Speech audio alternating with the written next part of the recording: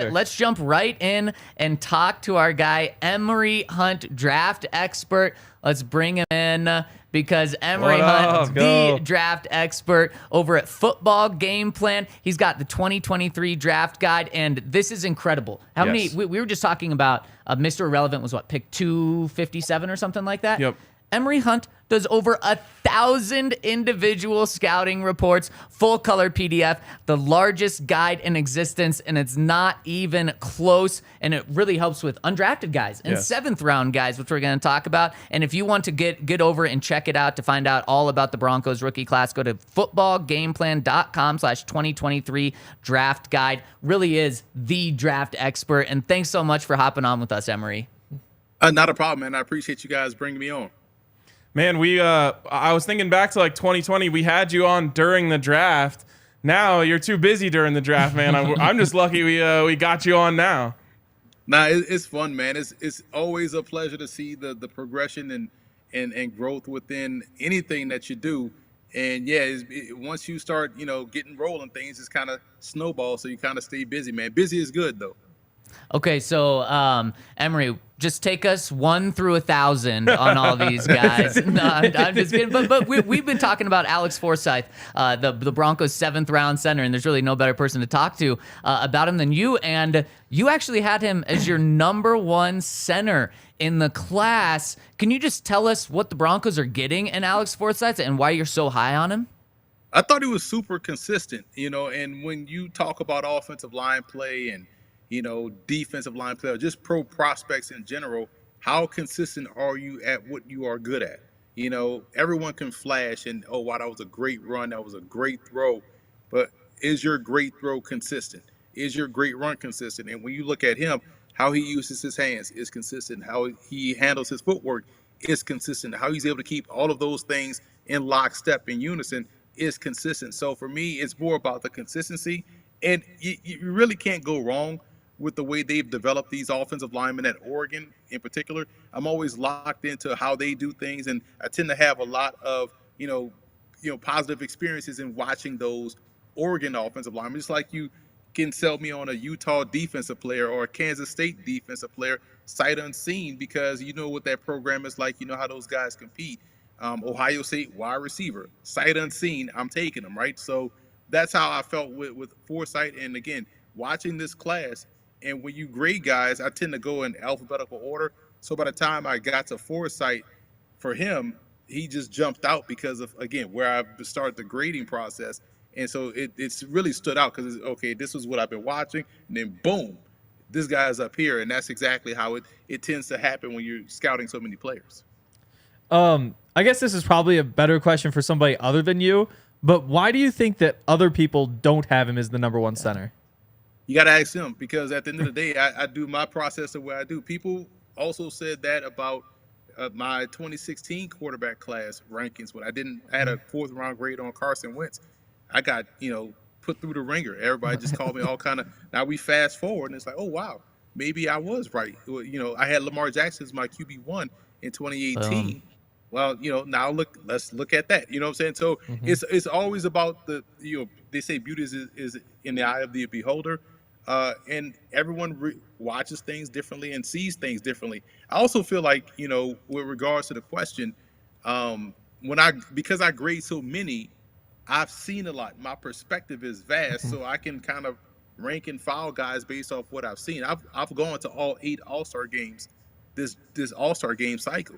So I've seen more than the average draft analyst. So I just don't work off the combine list or, who made it to the Senior Bowl or whatnot.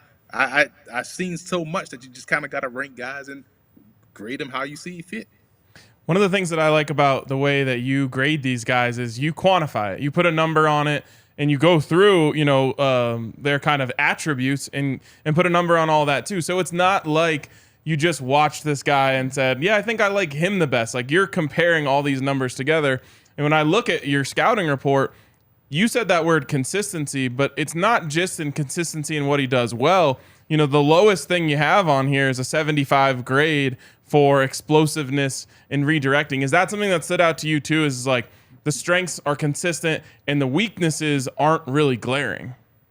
Right. You kind of have to have something that I would say maybe 4 or 5 prospects.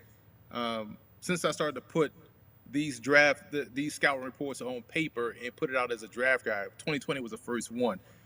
Prior to that, everything I was, I smartened up in 2020 because everything prior to that was done free on YouTube. So like, hey, here's my grades, and it was just a number grade at the end. But when I started to, because of COVID, we had nothing to do. It's like, let me just put everything out and show how I got to this number that everyone used to see on at the end result. They didn't see the process, and there was only maybe 4 guys that I was like, you know what, this is nitpicky. There's not really much to really pick at the weaknesses, but yeah, his stuff is consistent in terms of, that's why I don't even call it weakness. It's kind of like an area of improvement. Like some things that guys can get better. And weaknesses to me are something that's glaring. And when you look at a lot of these players, and Forsyth in particular, it's like, all right, this is where I see sometimes he has an issue, and it's not like this. It wasn't, as you saw in the grade, it's not like it's enough to where it dropped him below a 70, and so that's the thing that a lot of people that, I know I'm getting flamed by Chiefs fans because of what I had about the defensive end, but no one looks at the scouting report and realize how you got there. And this is why it's important to show your work that way. Emory, you come on here, you tell us how good the Broncos' 7th round pick is. You talk about how Chiefs fans aren't like what you're saying. You're loved here. Yeah. We the Broncos country loves you. But we are talking about the 7th round pick. What about the Broncos' 1st pick in the draft with Marvin Mims, a receiver out of Oklahoma, big play guy? But when you really dove into the film, what type of player are the Broncos getting with him? It's funny because they're getting a guy that's similar to what they have on the roster, and a KJ Hamler, or someone that can get deep like a Montrell Washington that has that speed like that, right? But the problem is for those guys, they tend to stay banged up. Yeah. So Mims has a great chance to really, elevate because he can be the healthiest. And it's not like the Broncos lack talent or depth around the depth chart at the position. So Mims is someone that when you watch Oklahoma, he was constantly getting deep. He just didn't really get the ball to him. It was kind of like watching Zay Flowers, who was always open, but he had the worst quarterback play you could have for a receiver that was always open, because he's not going to get the football. Mims was someone that was, he had his defender beat a lot. So you factor in maybe with Sean Payton getting the best out of Russell Wilson, and we know Russell Wilson throws a deep ball rather well, throws those moon shots. Mims could be someone, health permitting, could be on the other end of those passes because of how well he's able to get deep and able to stack and track and accelerate to the ball and track it rather well. He's really good at getting deep downfield and getting open down there. Do you worry at all about his ability to get open, like within 10 yards of the line of scrimmage? You got 15 other receivers that can do that. That's how I view it. Like, if we're going to ask you to be, I'm not going to ask you to be Courtland Sutton. That's Courtland Sutton's job. My job is to get deep down the field. And so we're going to make sure we find and draw up ways for you to get at least intermediate to deep downfield. But, at the end of the day, receivers can work them. So he's quick enough to where he can work himself open. But why make it hard? Why this, it's an easy game. Let's get the guys that do things well to do those things well. And, hey, we're going to make sure you get deep very well and on a consistent basis. Well, let's just keep rolling straight through the Broncos draft class. Thankfully, there's only a few picks here, so we can hit them all pretty easily. The next guy they took was Drew Sanders, super interesting guy. And I loved that Sean Payton came out and said after they picked him that they view him as an inside guy who can move outside. Curious what you think of Drew Sanders. And also brings pass rushing capability as well. Yeah. So that tells you he's going to be a very good blitzer. That tells you he's versatile where it depends on the team you're playing, what position he'll play. Some weeks he'll be inside. Some weeks he's probably going to be primarily an edge guy. But you have to have someone that's capable of doing that. You have to have your version of Micah Parsons, right? And so when you have that in Drew Sanders, I think that was a very good pick for them in where they selected him.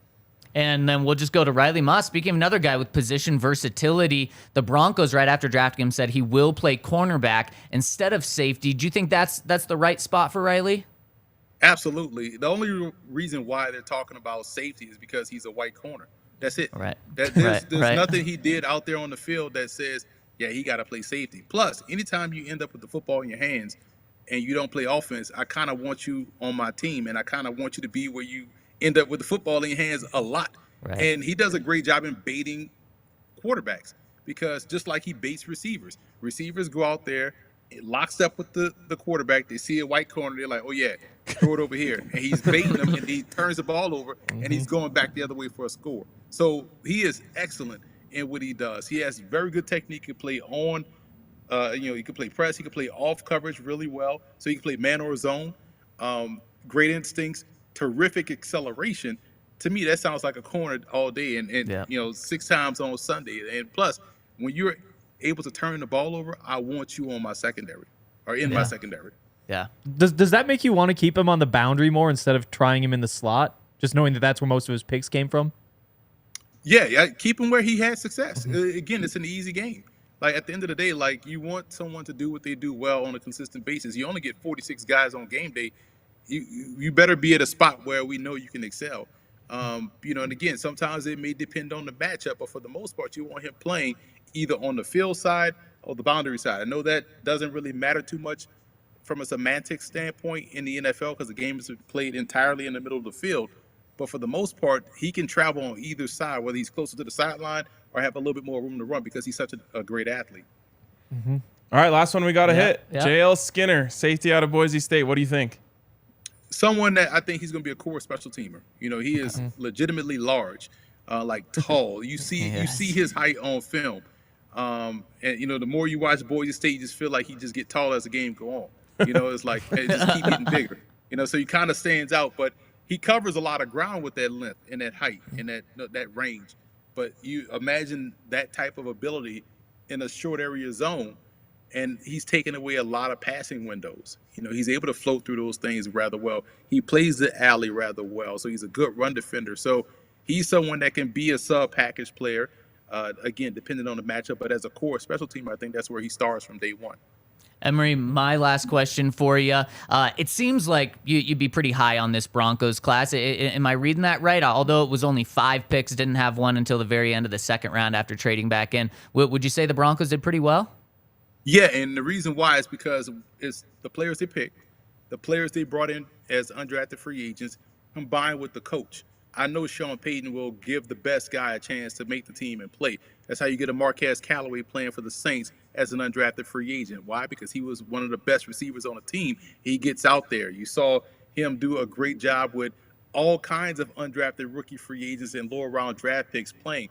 So when you combine the draft class with the undrafted rookie free agents, I'm looking at the list, there's a ton of talent there. So I know at the end of the day, if a Jaleel McLaughlin balls out with his speed and explosiveness out of Youngstown State, that's someone that Sean Payton will keep on a team. You look at what he brought in Darius Gaines out of Western Colorado. It's fascinating about him, someone that played corner safety primarily in college, and now was playing corner at the NFLPA game, and was kind of having a rough go at it, but he had never played outside in his college career. And so by the end of the week, you start to understand, okay, he has gotten a little bit better in coverage, but now you have someone that can play both corner and safety, has very good ball skills. And we know Western Colorado, they're batting 1 for 1 right now with NFL prospects with homeboy out there playing running back. But you like that Sean Payton will give these guys a chance. I thought they had a really good undrafted rookie free agent class as I'm looking at the list here. So, again, I like the class that they drafted, the undrafted free agents they brought in, and the coach that's now coaching them, because those guys will get an opportunity and the best man will play.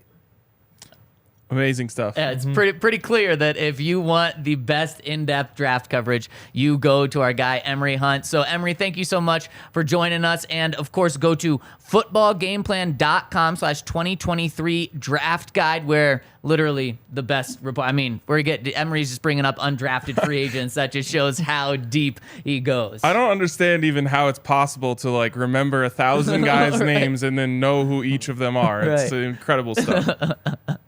I appreciate Thanks so much you guys. for joining That's us, a lot Emory. of work, a lot of travel miles, man. Thank you. Right on. Thanks so much for coming on with us, Thanks, Emory. Thanks.